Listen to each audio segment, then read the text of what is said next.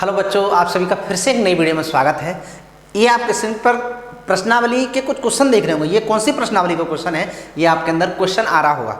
ठीक है, ये जो आप प्रश्नावली देख रहे हैं, प्रश्नावली हमारी 4.3 है। 4.3 प्रश्नावली के जो 2 क्वेश्चन रह गए थे, यानी कि थर्ड एंड फोर्थ, आज हम उसे अच्छे से करने वाले हैं। एक एक स्टेप, एक एक पॉइंट क्लियर करते हुए करेंगे। बस शर्त है आपको क्या करना है, वीडियो को एंड तक देखना है। वीडियो एंड तक देखेंगे तो आपका कोई भी पॉइंट नहीं रहेगा। जैसे आपने प्रीवियस वीडियो में जो क्वेश्चन किए थे वो आपको अच्छे से समझ में आए होंगे, तो इसी तरीके से ये भी क्वेश्चन आपको बहुत अच्छे तरीके से समझ में आने वाले हैं। बस शर्त आपको एंड तक टिके रहना है, एंड तक वीडियो देखना है। दोस्तों, बिना किसी देरी के वीडियो को स्टार्ट करते हैं। तो समझते हैं इसमें करना क्या। लेकिन एक क्वेश्चन में वो कराऊंगा जो मैंने पिछली वीडियो में छोड़ा हुआ था। ठीक है, फिर सारे स्टूडेंट ये देखेंगे कि कितने स्टूडेंट का वो क्वेश्चन सही था। ठीक है, इस चीज का ध्यान रखें। चलो, मैं पहले जो क्वेश्चन छूटा हुआ था उसे कराता हूँ। देखो, इसमें ये क्वेश्चन मैंने पिछली वीडियो में छोड़ दिया था आपको करने के लिए। ठीक है, तो इस क्वेश्चन को देखते हैं पहले। 4 2 - x = 8। तो देखो, यहाँ पर गुणा माना जाएगा क्योंकि ब्रैकेट है, ब्रैकेट का मतलब गुणा होता है, और गुणा में जो संख्या होती है वो दूसरे पक्ष में भाग में जाती है। तो क्या हो जाएगा, 2 - x = 8। तो इधर है 4 जाएगी इसके भाग में, तो 4 का भाग 8 में देंगे 2 बार, तो 2 - x = 2। ठीक है, चलो अब यहाँ 2 के आगे कोई चिन्ह नहीं, तो प्लस माना जाएगा। प्लस दूसरी साइड में क्या हो जाता है, माइनस। तो देखो ध्यान से, तो यहाँ ये संख्या तो हमारी यहीं पर रह जाएगी -x। ठीक है, चिन्ह इसका इसके साथ रहेगा। देखो 2 ये लिखा हुआ है और ये 2 इधर जाएगा तो माइनस का हो जाएगा। समझ गए पूरी बात अच्छे से। तो यहाँ क्या होगा, -x = 2 में से 2 घटाएंगे 0। अब इस माइनस को हम दूसरी साइड में ट्रांसफर करेंगे तो ये माइनस इधर जाएगा तो -0, और 0 का माइनस नहीं होता है, तो x बराबर कितना आ जाएगा हमारा, 0 आ जाएगा। अब देखो, कई विद्यार्थियों को ये भी दिमाग में क्वेश्चन आ रहा होगा कि सर हमने एक साइड से दूसरी साइड में माइनस कैसे ट्रांसफर कर दिया। तो चलो मैं वो भी क्लियर कर देता हूँ। ठीक है, ध्यान दो। यहाँ पर हमारा क्वेश्चन है -x = 0। मैंने माइनस ट्रांसफर नहीं किया है, मैंने माइनस का मल्टीप्लाई किया, गुणा किया। देखो, मैंने माइनस का इधर भी गुणा किया, मैंने माइनस का इधर भी गुणा किया। ठीक है, -1 मान सकते हैं, -1। अब माइनस का माइनस से गुणा करेंगे प्लस, और 1 का गुणा 1 से करेंगे x, और -1 का गुणा 0 से करेंगे तो 0। इस तरीके से -1 का गुणा इससे करेंगे तो यानी कि -0 मान सकते हैं, क्योंकि मैंने ट्रांसफर किया, उससे ये चीज़ क्लियर हो जाएगी। ठीक है, तो 1 का गुणा इससे करेंगे 0, और माइनस है तो -0। ऐसे करके माइनस ट्रांसफर हुआ है। तो ये चीज़ हमें ध्यान रखनी है, कॉमन सेंस होना चाहिए। ठीक है, कि हमने ट्रांसफर किया है तो वो हमारी मल्टीप्लाई की प्रोसेस से गया है, गुणा की प्रोसेस से गया है। समझ गए। ठीक है, और 0 माइनस का नहीं होता। ठीक है, इसलिए x का आंसर क्या आएगा, सिर्फ 0 ही आएगा। समझ गए। तो ये चीज़ आगे के लिए आपको ध्यान रखना है, क्योंकि आगे इसकी बहुत ज़रूरत पड़ने वाली है। ठीक है, तो जो क्वेश्चन मैंने छोड़ा हुआ था वो आंसर कितने बच्चों का सही है, कमेंट बॉक्स में कमेंट करके ज़रूर बताएं। ठीक है, अपना फीडबैक अपने सिस्टम से जुड़े रहें। ठीक है, जैसे ये आपको पता चलता रहा करेगा कि आप किस लेवल पर हैं, क्या स्तर है आपका, क्या आगे आपको इम्प्रूवमेंट करना है। ठीक है, चलो आगे बढ़ते हैं नेक्स्ट क्वेश्चन की तरफ। तो इसमें भी हमें यही करना है। तीसरे क्वेश्चन में क्या कहा जा रहा है, ए क्वेश्चन में इसमें कहा जा रहा है कि 4 = 5 p - 2। ठीक है, p - 2। निम्नलिखित समीकरणों को हल कीजिए। चलो हल करते हैं। तो 4 बराबर, देखो अभी तक हम क्या करते थे क्वेश्चन में, जैसे ब्रैकेट का मतलब क्या होता है, गुणा होता है, तो इसका हम इसमें ही तो भाग देंगे। ध्यान रखना है, ध्यान से सोचना है कि ब्रैकेट किधर है। पहले जो हमने इससे पहला वाला क्वेश्चन किया उसमें ब्रैकेट इधर होता था, इसमें ब्रैकेट उधर है। ठीक है, अब गुणा में कोई संख्या है, 5 है, तो 5 का हम इसमें भाग दे देंगे, तो 5 का तो इसमें लग जाएगा भाग, और इधर क्या बचेगा, p - 2 बचेगा। क्या बचेगा, p - 2। अब देखो 4/5, ये -2 है, इधर आएगा तो +2 हो जाएगा, बराबर p। तो लिखेंगे यहाँ पर हमने क्या किया है, पक्षांतरण किया है। क्या किया है, पक्षांतरण किया है। ठीक है, चलो आगे बढ़ने पर यहाँ पे लिख लेते हैं, भाग देने पर, 5 का दोनों पक्षों में भाग देने पर। ठीक है, 5 का दोनों पक्षों में भाग देने पर, भाग देने पर। ठीक है, चलो आगे बढ़ते हैं। ठीक है, समझ में आ गया। अब देखो, इसके नीचे कुछ नहीं, 1 मान लो, तो 1 का गुणा 4 से करेंगे 4, प्लस 5 का गुणा 2 से करेंगे 10, और नीचे हर का गुणा हर से 5 का गुणा 1 से करेंगे 5, बराबर p। तो क्या हो जाएगा, 4 में 10 जोड़ेंगे 14/5 बराबर p। तो इसका आंसर कितना आ जाएगा, 14/5 आ जाएगा। समझ गए? यानी कि जब हमारे पास दो भिन्न हो, चाहे वो प्लस में हो, उनके बीच प्लस चिन्ह हो या माइनस चिन्ह हो, तो हम क्या करते हैं, बजगुणा कर देते हैं। 1 का गुणा 4 से करेंगे 4, प्लस लगाए प्लस, 2 का गुणा 5 से किया 10, और हर का गुणा हर से 5 का गुणा 1 से करेंगे तो 5 आ जाएगा। ठीक है, 4 + 10 14/5। ठीक है, ये इसका आंसर आ जाएगा। यही पैटर्न हमें रिपीट करना है, ध्यान रखना है। ठीक है, चलो आगे बढ़ते हैं नेक्स्ट क्वेश्चन की तरफ। नेक्स्ट क्वेश्चन में क्या करना है, तो नेक्स्ट क्वेश्चन में भी हमें यही पैटर्न रिपीट करना है। चलो आगे बढ़ते हैं। ठीक है, तो नेक्स्ट क्वेश्चन में क्या है, सेकंड क्वेश्चन यानी बी क्वेश्चन में कहा गया है कि -4 = 5p - 2। ठीक है, तो आप बिल्कुल सरलता से कह दोगे कि सर यहाँ पर ब्रैकेट है और ब्रैकेट का मतलब गुणा होता है, और गुणा वाली संख्या दूसरी साइड में कहाँ जाती है, भाग में जाती है। तो ये तो पहला स्टेप हो गया, तो पहले इसको पूरा कर लेते हैं। तो देखो -4 तो इधर लिखा हुआ है, ये इसके भाग में आ जाएगी 5 = p - 2। तो यहाँ पर ये चीज़ लिखे देते हैं, हमने 5 का भाग दिया है तो लिख देते हैं 5 का दोनों पक्षों में भाग देने पर, 5 का दोनों पक्षों में भाग देने पर। ठीक है, क्लियर हो गया।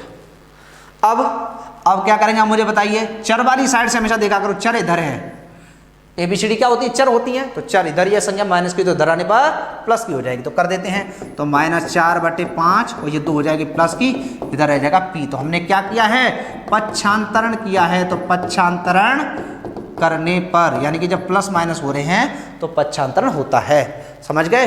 और भाग दे रहे हैं, हालांकि पक्षांतरण तो तब भी होता है, लेकिन हम उसे भाग की प्रक्रिया में स्पष्ट रूप से लिख देते हैं कि हमने यहाँ पर भाग दिया है। समझ गए? और गुणा की प्रक्रिया में बजगुणा लिखते हैं। देखो, तो अब यहाँ पर इसके नीचे कुछ नहीं है तो 1 मान लेंगे, इसका गुणा इससे करेंगे। तो 1 का गुणा -4 से करेंगे तो -4, प्लस लगाए तो प्लस, इसका गुणा इससे करेंगे, 5 का गुणा 2 से करेंगे 10, हर का गुणा हर से, 1 का गुणा 5 से करेंगे 5। अब बताइए मुझे, प्लस का 10 माइनस का 4, तो ये कह दोगे कि सर प्लस माइनस माइनस होता है, तो 10 में से 4 घटाएंगे बचेगा 6, प्लस का के माइनस का, तो ये संख्या बड़ी है इन दोनों में, और इसके आगे प्लस लगा हुआ है तो आंसर भी प्लस का आएगा। और प्लस लगाने की जरूरत नहीं है, क्योंकि जिस संख्या के आगे कोई चिन्ह नहीं होता है उसके आगे प्लस ही माना जाता है। समझ गए? ये इसका आंसर आ जाएगा। समझ गए? तो ये हमारा हो गया बी क्वेश्चन का आंसर। यही पैटर्न हमें फॉलो करना है, बस इसी चीज़ को हमें ध्यान रखना है। ठीक है, चलो आगे बढ़ते हैं नेक्स्ट क्वेश्चन की तरफ। बस पैटर्न फॉलो करना है दोस्तों, कोई भी क्वेश्चन हमें रटना नहीं है। ठीक है, अगर आपको ये लगे कि हम इस क्वेश्चन को रट रहे हैं, इसका मतलब आप उसे मन से नहीं पढ़ रहे हैं, मन से पढ़ना है। 4 + 3 t + 2। देखो बच्चों, यहाँ पे ध्यान देना, यहाँ पर थोड़ा सा पैटर्न हमारा बदल गया है। ठीक है, उसमें क्या होता था, इसमें जैसे डायरेक्ट ब्रैकेट होता था, लेकिन यहाँ पर डायरेक्ट ब्रैकेट नहीं है, ब्रैकेट से पहले हमारी ये संख्या है। ठीक है, अब यहाँ पर इसके आगे कुछ नहीं तो प्लस माना जाएगा, और प्लस दूसरी साइड में क्या हो जाता है, माइनस हो जाता है। तो पहले हम इस संख्या को इधर ले आते हैं। देखो 16, 4 इधर आई तो माइनस की, इधर क्या बचा 3t + 2। तो हमने क्या किया है, पहले पक्षांतरण किया है। क्या किया है? पक्षांतरण किया है, पक्षांतरण करने पर। ठीक है, 16 में से 4 जाएंगे, 12 बचेगा, 3t + 2। ठीक है, 3t + 2। अब देखो ये ब्रैकेट है तो ब्रैकेट का मतलब गुणा होता है। क्लियर है? और गुणा वाली जो संख्या होती है, यानी ब्रैकेट के बाहर जो संख्या होती है भाग में जाती है। तो 3 कहाँ जाएगी इसके भाग में, तो 12/3 = t + 2। 3 का भाग 12 में देंगे 4 बार और बराबर t + 2। ठीक है, थोड़ा सा यहाँ से सही से कर देते हैं। ठीक है, t + 2। समझ गए? अब t के प्लस में 2 है तो दूसरी साइड में कहाँ पर जाएगा, तो आप कह दोगे कि सर प्लस वाली संख्या माइनस हो जाती है दूसरी साइड में, तो इसको माइनस कर देंगे। ठीक है, तो हमने यहाँ पर क्या दिया है, भाग दिया है, तो वो भी हम लिख देते हैं। 3 का दोनों पक्षों में भाग देने पर, 3 का दोनों पक्षों में भाग देने पर। समझ गए? चलो, तो अब हम क्या करेंगे, यहाँ 2 को इधर ले आएंगे तो 4 - 2 = t, तो कितना बचेगा आंसर, 2 बचेगा। ठीक है, यहाँ पर हमने किया हमने पक्षांतरण। क्या किया है? पक्षांतरण। ठीक है, ये चीज़ बस स्टेप ध्यान रखते रहे, कहाँ हमने किस चीज़ को किया है, तो ये हमारा इसका आंसर आ जाएगा। अब मुझे बताइए क्या आपको ये समझ में आ रहे हैं कि नहीं आ रहे हैं? तो मैं कहता हूँ एक एक विद्यार्थी के दिमाग में ये फिट हो रहे होंगे, बस ये प्रक्रिया ही हमें ध्यान रखनी है। अगर प्रक्रिया आपके दिमाग में आ गई तो मैं कहता हूँ प्रश्नावली का तो पता भी नहीं चलेगा, बहुत चुटकियों में प्रश्नावली को हम सॉल्व कर देंगे। मैं कहता हूँ आप खुद ही करोगे, आपका ये सबसे फेवरेट टॉपिक होगा मैथ के अंदर, ठीक है। चलो आगे बढ़ते हैं, क्वेश्चन हमारा सी तक हो चुके हैं, अब डी क्वेश्चन को हम करेंगे, ठीक है। डी क्वेश्चन देखते हैं। 4 + 5 p - 1 = 34, ठीक है। अब देखो ध्यान दो, यहाँ पर भी सेम ऐसा ही है। देखो पहले क्या होता था, डायरेक्ट ब्रैकेट आता था और ब्रैकेट के बाहर संख्या आती थी, लेकिन यहाँ तो ये भी जुड़ी हुई है इससे, तो पहले हम इसको उधर माइनस करेंगे। तो देखो इसके आगे कोई चिन्ह प्लस, प्लस का दूसरा साइड में हो जाता है माइनस, तो लिखेंगे 5 और ये हमारा पूरा वैसा का वैसा ही लिखा रहेगा 34, और ये 4 इधर जाएगी तो हो जाएगी माइनस की। तो हमने क्या किया है, पक्षांतरण किया है। क्या किया है, पक्षांतरण, तो इसे लिख देते हैं पक्षांतरण करने पर, ठीक है। तो क्या हो जाएगा, 5p - 1 = 34 में से 4 जाएंगे तो बचेंगे 30। अब हमारी वो कंडीशन बन चुकी है कि हम भाग दे सकते हैं, ठीक है। कैसे, देखो अब यहाँ पे सिर्फ एक ब्रैकेट ही है, ब्रैकेट के बाहर संख्या है, अब हम भाग दे सकते हैं। तो ध्यान रखना, जब ब्रैकेट के बाहर केवल एक संख्या हो तो हम भाग दे देते हैं। अगर संख्या से और कुछ उसमें जुड़ा हुआ या घटा हुआ है तो पहले हमें उसका पक्षांतरण करना होता है, उसके बाद हम भाग कर सकते हैं। तो अब हमारी वो प्रक्रिया आ गई है, हम इसमें भाग कर दें। तो 5 का इसमें दे देंगे भाग, तो p - 1 = 30 और 5 का दे देंगे भाग, तो कितनी बार जाएगा, 6 बार। तो हम क्या लिखेंगे यहाँ पर, 5 का दोनों पक्षों में भाग देने पर, 5 का दोनों पक्षों में भाग देने पर, 5 का दोनों पक्षों में भाग देने पर p - 1 बराबर 5 का भाग 30 में देखो 6। अब देखो इधर ये 1 माइनस की तो दूसरे साइड में ले जाने पर प्लस हो जाएगी, तो 6 + 1 = 7, ठीक है। तो यहाँ भी हमने क्या किया है, पक्षांतरण किया है। क्या किया है, पक्षांतरण, क्या किया है, पक्षांतरण किया है, ठीक है। तो p बराबर कितना हो गया, 7 हो गया, समझ गए। अब मुझे बताइए कि आपको इन क्वेश्चन को करने में कितनी प्रॉब्लम हुई, आपको ये समझ में आ रहे हैं कि नहीं आ रहे हैं। मैं कहता हूँ हर विद्यार्थी को बहुत अच्छे तरीके से समझ में आ रहे होंगे। समझ में आ रहे हैं तो लाइक करते रहें, ठीक है, इस चीज़ का विशेष ध्यान रखें, ठीक है। चलो आगे बढ़ते हैं। अगर वीडियो वास्तव में आपको अच्छी लग रही हो तो बच्चों इस वीडियो को अपने जितने भी फ्रेंड हैं उनके साथ शेयर जरूर किया करें। वीडियो को केवल एक जगह तक सीमित नहीं रखना है कि वीडियो आपके पास पहुंची और आपके पास तक ही है, ऐसा नहीं होना चाहिए। वीडियो हर विद्यार्थी के पास पहुंचनी चाहिए, ठीक है। चलो आगे क्वेश्चन करते हैं। आगे क्वेश्चन में क्या लिखा हुआ है देखते हैं। तो आगे इसका एक क्वेश्चन रह गया ई। इस क्वेश्चन में लिखा हुआ है 0 = 16 + 4m - 6। तो यहाँ पर बच्चों देखो मैंने क्या कहा था, अगर ब्रैकेट हो, है ना, ब्रैकेट के बाहर कोई संख्या जुड़ी घटी नहीं होनी चाहिए, लेकिन इसमें 16 जुड़ी हुई है। तो पहले हम दूसरी साइड में इसको ले जाएंगे, और 0 तो इधर है, 16 इधर आएगी तो किसकी हो जाएगी, माइनस की, बराबर 4m - 6। तो हमने यहाँ पर क्या किया है, पक्षांतरण किया है। क्या किया है, पक्षांतरण किया है, पक्षांतरण करने पर, ठीक है। चलो ठीक है, तो यहाँ क्या बचेगा, -16 बराबर 4 और यहाँ पे बचेगा -m - 6। अब देखो यहाँ पर अकेला ब्रैकेट रह गया, अब हमारी भाग की कंडीशन आ गई, अब हम भाग दे सकते हैं। तो यहाँ इसका इससे क्या माना जाएगा, गुणा माना जाएगा, और गुणा का मतलब भाग। तो 16 - 16/4 बराबर m - 6, ठीक है। तो यहाँ पर क्या लिखेंगे, 4 का दोनों पक्षों में भाग देने पर क्या लिखेंगे, 4 का दोनों पक्षों में भाग देने पर, ठीक है, 4 का दोनों पक्षों में भाग देने पर, ठीक है। चलो तो यहाँ 4 का भाग इसमें देंगे तो -4 बराबर m - 6, m - 6। अब देखो चर के इधर ये -6 है हो रही है, 6 किसकी है, माइनस की है, तो 6 को इधर ले आएंगे, प्लस की हो जाएगी, पक्षांतरण कर देंगे। तो -4 + 6 बराबर m, तो यहाँ बचेगा 2, क्या बचेगा 2, m का मान आ जाएगा। तो यहाँ पे लिखेंगे यानी कि पक्षांतरण करने पर, यहाँ पर हमने क्या किया है, पक्षांतरण किया है, पक्षांतरण करने पर, ठीक है। हो गया इसका आंसर, यही हमारा इसका आंसर है। समझ गए, m का आंसर कितना आ जाएगा, m का आंसर आ जाएगा 2, प्लस का 2 आएगा क्योंकि संख्या घटाने के बाद प्लस की बड़ी है, तो जिस चिन्ह की संख्या बड़ी होती है आंसर में हमारा वही चिन्ह लगा दिया जाता है। समझ गए, इस क्वेश्चन के तो सारे क्वेश्चन हो चुके हैं, और देख लेते हैं और कोई क्वेश्चन तो नहीं बचा हुआ है, ठीक है। उसके बाद हम आगे बढ़ेंगे। तो हमारा यहाँ तक क्वेश्चन थे, यहाँ तक क्वेश्चन हमारे कंप्लीट हो चुके हैं। अब हम करेंगे आगे वाले क्वेश्चन। देखते हैं इसमें क्या कहा गया है। चौथे क्वेश्चन में इसमें कहा गया है, फोर्थ क्वेश्चन के अंदर कहा गया है कि x बराबर 2 से प्रारंभ करते हुए 3 समीकरण बनाइए। बिल्कुल सरल है, कुछ भी नहीं है, आप खुद इस समीकरण को बना दोगे। देखो ध्यान दो, पहले इसमें क्या लिखा है, x बराबर 2, क्या रखना है, x बराबर 2।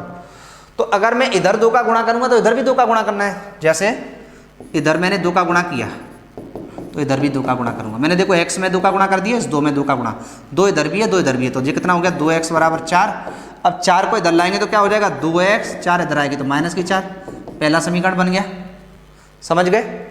अब ध्यान दो, इसका दूसरा समीकरण बनाते हैं। देखो x बराबर क्या था, 2 था, तो मैंने क्या किया, इधर भी 3 का गुणा किया, इधर भी 3 का गुणा किया। ठीक है, कितना आएगा, 3 का गुणा 1 से करेंगे 3x और 2 का गुणा 3 से करेंगे 6, तो 3x, इस 6 को इधर ले आओ तो -6 हो जाएगा कि नहीं। तो ये हमारा बन गया दूसरा समीकरण। अब x बराबर 2 ही तो था, क्या था, x बराबर 2, तो इधर भी मैंने क्या किया, 4 का गुणा किया, इधर भी 4 का गुणा कर दिया। यानी कि जो भी प्रोसेस हम कर रहे हैं दोनों साइड में करनी है। अब मैं आपको प्लस माइनस करके भी बताऊंगा। तो ये कितना हो जाएगा, 4 का गुणा 1 से करेंगे 4x बराबर 4 दूनी 8, 4x, 8 इधर आए लाए तो माइनस का हो जाएगा। ये हो गया थर्ड इक्वेशन। कौन सा हो जाएगा, थर्ड इक्वेशन। समझ गए। अब ध्यान दो, अब मान के चलो ये इक्वेशन है, मैं इसे और आगे बढ़ाना चाहता हूँ। मैंने क्या किया, 4x बराबर 8 मान के चलो, ये है यहाँ पर 4x बराबर 8 है, तो मैंने इधर 3 माइनस किया तो इधर भी 3 माइनस कर दिया। तो कितना हो जाएगा, 4x माइनस 3 बराबर 8 में से 3 घटाएंगे 5, इसको इधर लाएंगे तो कितना बचेगा, 4x, ये इधर आएगा तो देखो -3 और ये इधर आएगा तो -5 बराबर 0, तो 4x माइनस 8 बराबर 0। अब ध्यान दो, 4x माइनस 8 और यही चीज़ देखो यहाँ पर देखो 4x माइनस 8 बराबर 0। तो कुछ भी प्रोसेस करो आंसर पर इफेक्ट नहीं पड़ता है, इसलिए हमें आगे ज़्यादा एक्स्ट्रा प्रोसेस करने की ज़रूरत नहीं है। समझ गए। इसलिए मैंने बिल्कुल भी आपको एक्स्ट्रा प्रोसेस नहीं कराई है, क्योंकि आंसर हमारा वही निकल के आता है जो हम कर चुके होते हैं। समझ गए। अब सुनो ध्यान से, अब हम करते हैं इसका दूसरा क्वेश्चन। तो ध्यान से समझना है, पहला क्वेश्चन मैंने करा दिया है, दूसरा क्वेश्चन बी क्वेश्चन कर रहे हैं। बी कौन सा कर रहे हैं, बी क्वेश्चन। ध्यान से समझना है इसको, ठीक है। बी क्वेश्चन में क्या है, देखो x बराबर 2, यहाँ पर भी x बराबर 2, यहाँ पर भी, बस शर्त है कि यहाँ पर माइनस लगा दिया। तो अगर उसमें माइनस लगा हुआ है तो आपको भी माइनस लगा देना है, तो लगा देते हैं इधर माइनस, यहाँ पर भी माइनस लगा दिया। अब माइनस की संख्या इधर आएगी तो प्लस हो जाएगी। समझ गए। देखो इधर मैंने माइनस लगा दिया, यहाँ भी लगा दिया, और ये माइनस इधर आएगी तो प्लस हो जाएगी। ठीक है, ऐसे इसमें कर दिया मैंने, यहाँ माइनस और यहाँ प्लस, हो गया आंसर। तो पहले क्वेश्चन से हमारा दूसरा क्वेश्चन हो गया है। दोनों क्वेश्चन एक ही क्वेश्चन से जुड़े हुए। तो मतलब कहने का ये है कि एक साइड में जो नंबर है उसकी डबल, दुगनी दूसरी साइड में रखनी है। इधर हमारी 4 है तो उधर 8 होनी चाहिए, इधर 5 है तो दूसरी साइड में 10 होनी चाहिए, दुगना रखना है। ये चीज़ हमें ध्यान रखनी है। मुझे पूर्ण विश्वास है कि आपको दोनों क्वेश्चन अच्छे समझ में आ गए होंगे। ध्यान से समझने हैं। देखो इधर मैंने देखो दुगना रखा है, इधर 2 है तो इधर हो गया 4, देखो 2 का दुगना 4, इधर 3 है तो इधर 6 है, इधर 4 है तो इधर 8 है। तो बस यही चीज़ हमें समझनी है, यही पढ़ना है। ये चीज़ समझ लीजिए कि हमें सवाल करना है तो कैसे करना है, माइनस प्लस को कैसे एडजस्ट करना है, बस यही चीज़ है। और मैं कहता हूँ यही चीज़ मैं आपको सिखाना चाहता हूँ, यही मेरा परम उद्देश्य भी है और संकल्प भी। बस आप जुड़े रहिए, आप हर चीज़ को बहुत अच्छे तरीके से समझ जाओगे कि क्या पढ़ना चाहिए और कैसे पढ़ना चाहिए। ठीक है, अपना ध्यान रखें, अपनों का ध्यान रखें, स्वस्थ रहें, मस्त रहें, अपनी पढ़ाई में व्यस्त रहें और देखते रहें ई प्लान LMS। आज के लिए इतना ही, बाकी सब नेक्स्ट वीडियो में ई प्लान LMS से जुड़े रहने के लिए आपका बहुत बहुत धन्यवाद।